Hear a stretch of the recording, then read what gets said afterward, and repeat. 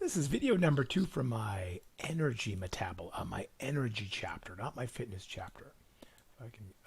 So when we talk about the energy systems, like I said, you have two major ways in which you can make energy in the body. You can burn fat and glucose. You can do this indefinitely. Really, the only limiting step of you exercising is glucose. Once you run out of your glycogen stores, then you rely on fat. Fat requires a lot of oxygen to break down and to use the energy in fat to then import that or stick that onto ATP molecules. So you can continue to exercise when you run out of carbohydrate, but you just get really tired and exhausted. Runners call that hitting the wall. That happens at about the 2 mile mark for many elite athletes. So you don't want to run out of carbohydrate. Your performance will definitely drop off. So you got the burn, you got the convert, and there's actually a third system. They always call it 2+1. The third one is one that many folks may not use often. It's the creatine system. Some of you may have heard of creatine as a supplement.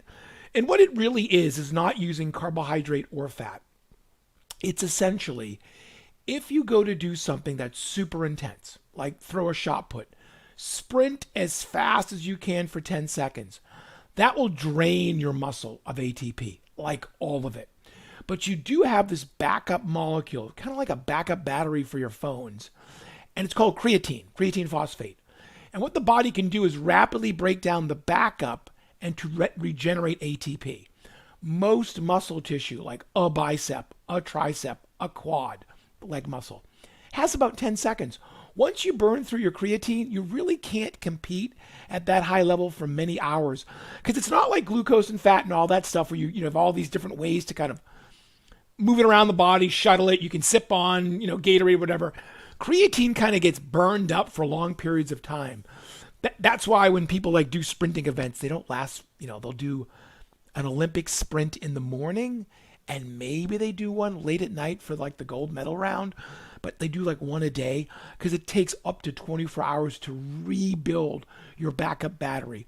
For glucose and fat, that doesn't take much time anyway. So there really are two major systems. This is kind of the third secret backup system. Now, where do you make energy in the body?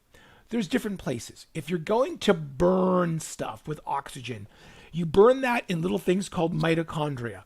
And this can be a nerve cell, this could be a heart cell. Let's just pretend this is your typical, bicep, big guns arm, The Rock, Dwayne Johnson, bicep. Inside muscle cells, you find these things called mitochondria. It's like a little baby organ of the cell. People used to call them organelles. And the way it works is you feed in glucose. That's where fatty acids go to get burned. That's where the muscle uses glucose to get burned. You enter in glucose. You enter in oxygen. Out comes ATP. It's not exactly that simple, but it's good enough for teaching purposes. If you don't have oxygen, you can't use the mitochondria. So all you can do is convert glucose in the kind of the big area of the cell, which is called the cytosol, and you convert that to lactic acid for 20 to 30 seconds until all that lactic acid in the muscle tissue starts to shut down the actual workings of the muscle cell. So you get two different places. One requires oxygen, the other doesn't. And another way to show this, and I know this is simple. I get it. I tried drawing this. It didn't work. This is my technology level. They used to say in the Army, you are promoted to your level of incompetence. This is my level of incompetence. So if we are aerobic, we're going for a walk around a track. We're breathing oxygen. It's getting into our blood supply. Oxygen is being carried by red blood cells to our muscle cells. The oxygen is being taken into the mitochondria. Muscle cells are receiving fat from body fat. They may have fat that's actually on hand in the muscle cell.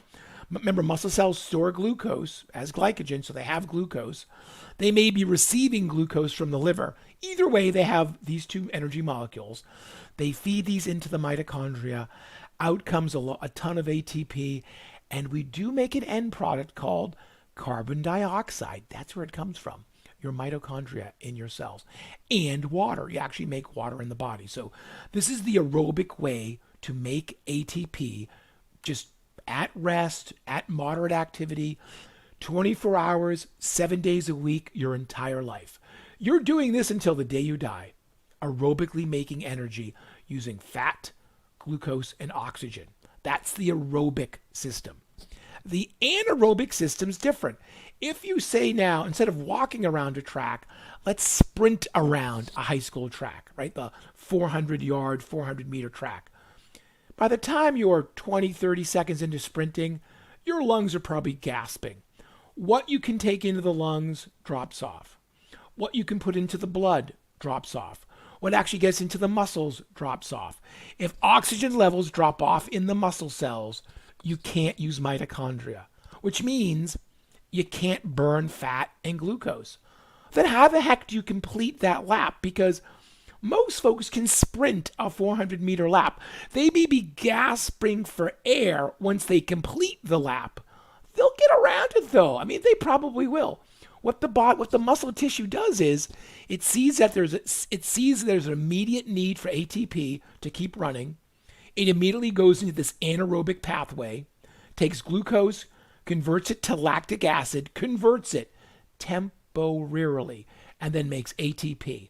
The problem is, as lactic acid builds up and other molecules, to keep it simple, we'll just focus on lactic acid, it actually kind of does a bit of a biofeedback and shuts the system down.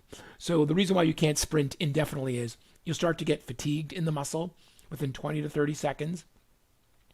You start to feel pain in the muscle in 20 to 30 seconds. And by 30, 35 seconds, your muscles stop contracting and relaxing. Literally, the mechanics of the muscles shuts down. And that tells you it's time to stop running and start breathing and transition back into an aerobic burner. So what happens to the lactic acid? Let's say you sprint a high school lap, or you're on the Sac City campus and you run around U Stadium. Muscles aren't stupid. They don't want the lactic acid building up either. So what they do, as soon as you start making it, they start pumping it. They pump it from the muscles into the blood. And maybe it takes 20 seconds because that's how long it takes a drop of blood to circulate the body.